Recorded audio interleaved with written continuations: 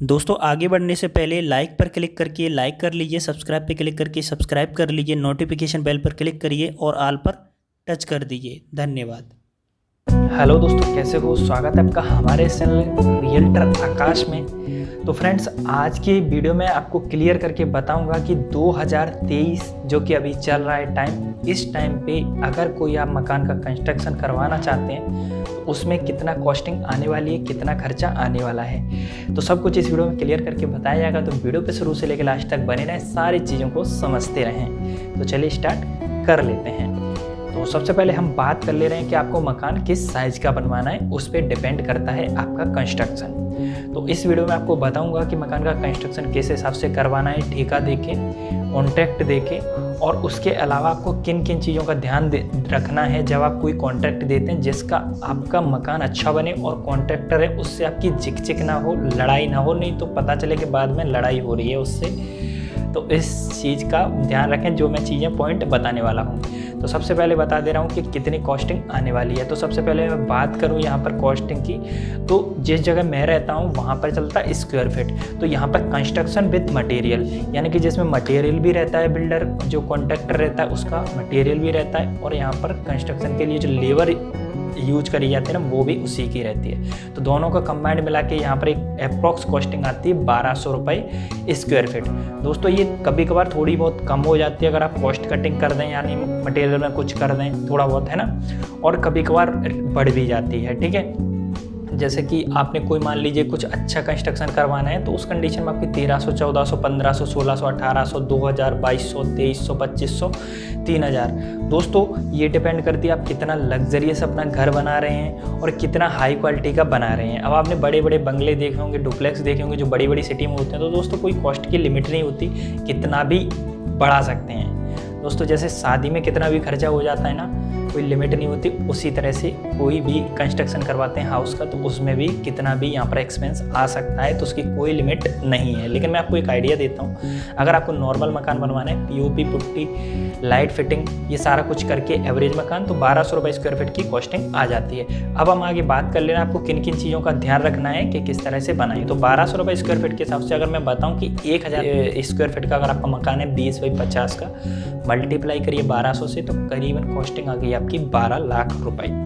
तो इसी हिसाब से अगर आप अपने मकान को कंस्ट्रक्शन करवाना चाहते हैं तो 12 लाख रुपए का कंस्ट्रक्शन आएगा कॉस्ट, जो बिल्डर आपसे चार्ज कर सकता है। अब इस कंडीशन में क्या होता है दोस्तों, मान लीजिए कोई भी कॉस्टिंग होती है तो बिल्डर भी कुछ रुपए बचाता है, तो मान लीजिए कहीं ना कहीं 1 लाख के आसपास उसका बेनिफिट हो जाता है, या मान लीजिए उसका प्रॉफिट, क्योंकि वो मेहनत करता है, इतनी सारी चीज़ें अरेंज करता है, आपको कोई टेंशन नहीं लेनी, सारा काम देखता है, कोई प्रॉब्लम तो नहीं आ रही, कुछ गड़बड़ तो नहीं हो रही। तो जैसे आपका 4 से 5 महीने मकान बनता है तो 4 से 5 महीने बिल्कुल आपका मकान देखता है, सारी चीज़ें देख के करवाता है, जिससे आपको कोई दिक्कत नहीं आती है। तो मैं बता दे रहा हूँ कुछ चीज़ों का ध्यान रखें। जैसे अगर आप किसी बिल्डर से मकान बनवाना चाह रहे हैं, कॉन्ट्रैक्टर से, तो आपको एक चीज़ का ध्यान रखना चाहिए कि उससे पूछिए कि आपने इससे पहले कहाँ का मकान बनवाए हैं और उसको एक्सपीरियंस कितना है, एक्चुअली में उसने बनाए भी है या नहीं बनाए हैं, कितना एक्सपीरियंस है। तो उन मकान को देखने जाएँ, और जिनका मकान बनाया है उन घर वालों के जो मालिक हैं उनसे पूछें, भाई आपका मकान कैसे बना है, इसने झिक झिक तो नहीं करी, जो काम बोला वो करा, जो टाइम दिया वो करा।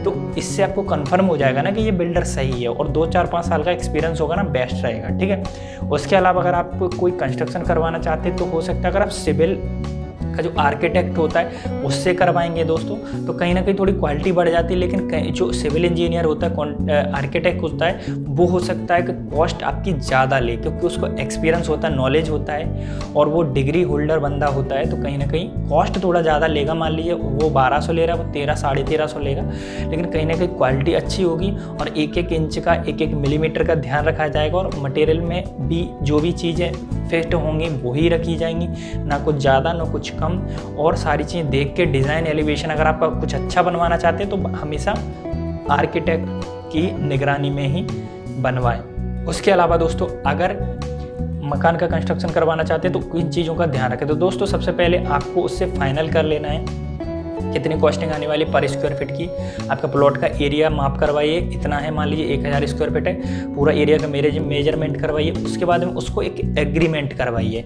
एग्रीमेंट में सब लिखवाइए कि इतना ब्रिक्स आएगा, ब्रिक्स इतने नंबर का रहेगा, सीमेंट ये लगने वाला है, सरिया ये लगने वाला है, गिट्टी ये रहने वाली है। उसके बाद POP, putty, colour, light fitting और जो भी खिड़की, दरवाजे, विंडो, सारा कुछ, रेलिंग, गेट सब उसमें मेंशन करवाइए जो आपका एग्रीमेंट होता है। उससे क्या होगा, बाद में चिक नहीं होगी, जो मटेरियल बताया जाएगा वो ही लगेगा।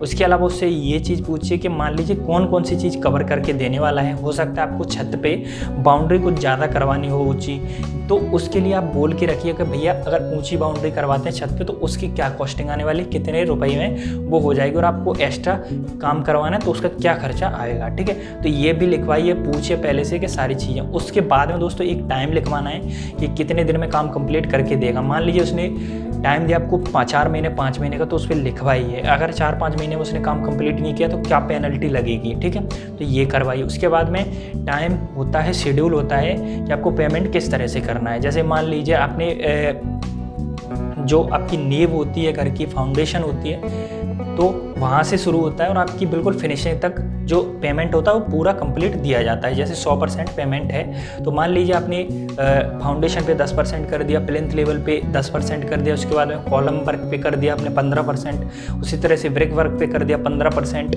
उसके अलावा दोस्तों आपका स्लैब पे कर दिया फ्रेंड्स यहाँ पर 15% या 20%। तो इसी तरह से कंप्लीट फिनिशिंग होने तक एक शेड्यूल बना लीजिए कि इतना इतना पेमेंट का टाइम है और उसी हिसाब से पेमेंट दीजिए, जिससे वो कोई दिक्कत ना आए और आपके लिए कोई गड़बड़ ना हो, जो काम बताया जाए वो टाइम से होता रहे। ठीक है, तो इन चीज़ों का काम बहुत ध्यान से रखिए और आप भी देखते रहिए कि मकान का काम आपका सही हो रहा है या नहीं, क्योंकि कई लोग क्या है बेवकूफ़ बना देते हैं। अब मैं एक आइडिया देता हूँ, आप लोग कहेंगे सीमेंट, सरिया, गिट्टी, तो इन चीज़ों में आपको ध्यान नहीं देना है दोस्तों। जो सीमेंट होता है, सरिया होता है, गिट्टी होती है, ब्रिक होता है, वो सेम होता है, सब में सेम लगता है। जो खर्चा कम ज़्यादा होता है ना, जो कम ज़्यादा बढ़ता घटता है ना दोस्तों, वो घटता बढ़ता है। एक तो आपकी प्लम्बिंग में नल की कोई लिमिट नहीं होती है कि जो नल होता है, टैप होता है, वो दोस्तों आपको 200 रुपये का ले लीजिए, 500 का, 1000 का ले लीजिए, 1500 का ले लीजिए, 3000, 5000 कितने का भी ले सकते हैं। तो प्लम्बिंग फिटिंग हो गई, आपकी जो टॉयलेट सीट्स वगैरह हो गई, विंडो खिड़की हो गई, लाइट की फिटिंग हो गई, तो दोस्तों इनमें कॉस्टिंग बढ़ जाती है कि कितनी भी जा सकती है। तो मेन होती है बाहर की जो बेसिक स्ट्रक्चर होता है वो सेम रेट का होता है, उसमें कोई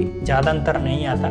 तो ये चीज़ का ध्यान रखिए। उसके बाद में कलर में भी कई सारी वैरायटी आती है। कोई तो मान लीजिए 1000 का आ रहा है, 1500 का आ रहा है, 2000, 5000, 10,000, 20,000, 30,000। तो कलर में भी कोई लिमिट नहीं होती। कोई भी जो कलर होते हैं पेंट करने वाला, वो भी अलग अलग वैरायटी के आते हैं। उसके बाद में लाइट फिटिंग के वायर्स, हेवल्स के आते हैं दोस्तों। उसके अलावा दोस्तों कई सारी जो कंपनीज होती हैं उनके भी आते हैं। तो आपको जो बेस्ट लगे लाइट की फिटिंग के लिए वो यहाँ पर वायर का यूज़ करवाइए। प्लम्बिंग फिटिंग में भी, लाइट की फिटिंग में वो जो पाइप वगैरह वो सारी चीज़ें होती हैं वो एक एक लिखवा लीजिए, तब भी काम करवाइए, जिससे आपको फ्यूचर में प्रॉब्लम ना आए इस तरह की, और आपको बेवकूफ़ ना बना पाए यहाँ पर ठेकेदार। कई बार क्या होता है कि मकान बनवाते समय आप लोग ध्यान नहीं देते हैं और वो कहीं ना कहीं कुछ चीज़ें चेंज कर देता है। जैसे मान लीजिए आप देख नहीं रहे हैं और उसने जो पाइप डालने वाला था दीवार के अंदर वो अच्छी क्वालिटी का, लेकिन आपने देखा नहीं तो उसने घटिया क्वालिटी का डाल दिया और वो हो गया बंद। आप कैसे पता करेंगे किस कंपनी का, और वो आपकी एंट्री कर देगा अच्छी क्वालिटी के पाइप की। तो इन चीज़ों का ध्यान रखें बहुत ज़रूरी से। तो आपका बेसिकली ये 12 से 13 लाख का खर्चा आ जाएगा दोस्तों, 1200-1000 स्क्वायर फीट के मकान में। और उसके बाद में घटता बढ़ता थोड़ा बहुत बेसिक चेंज हो सकते हैं, और आप जिस सिटी में रहते हैं उस हिसाब से कि मटेरियल का रेट क्या है, आपका जो रेत है, सैंड है, वो कहाँ से आता है, और जो आपकी एग्रीगेट है उसकी क्या रेट चल रही है, तो उस पर भी डिपेंड थोड़ा बहुत करा जाता है। लेकिन आपको ध्यान रखना है, कई बार बेवकूफ़ बना देते हो। अगर आपको अच्छा स्ट्रक्चर बनवाना है तो कोशिश करें कि सिविल इंजीनियर, आर्किटेक्ट होता है उसको ही कॉन्टैक्ट दें और इंजीनियर की निगरानी में करवाएं स्ट्रक्चर। अगर आपको कोई बड़ा स्ट्रक्चर करवाना है, अगर छोटा बनवाना है, मान लीजिए 1 मंजिल का घर बनवाना है, बस 1 फ्लोर बनवाना है, तो उस कंडीशन में ठेकेदार को भी कर सकते हैं। लेकिन सलाह यही रहती है सिविल इंजीनियर को दें, अच्छा आपका मकान बनेगा। दोस्तों अगर आपको कंस्ट्रक्शन करवाना है, चाहते हैं मैं आपके लिए कुछ सजेशन दूं, तो दोस्तों नंबर दे रखा है मैंने स्क्रीन पर और डिस्क्रिप्शन में मिल जाएगा, मेरे को कॉल करिए। मेरे जानकारी में कुछ आर्किटेक्ट, सिविल इंजीनियर है जो अच्छा काम करते हैं, एक्सपीरियंस होल्डर हैं, तो मैं आपको कांटेक्ट करवा के उनके थ्रू आप कांटेक्ट दे सकते हैं और अपना घर का काम करवा सकते हैं। डायरेक्टली बात कर लेना। तो दोस्तों वीडियो अगर आपको पसंद है तो वीडियो को लाइक जरूर करें, चैनल पर नए चैनल को सब्सक्राइब करना ना भूलें ताकि इसी तरह की वीडियो रोजाना आपको मिलती रहें। और फिलहाल कितना ही मिलते अगली वीडियो में, तब तक के लिए बाय बाय।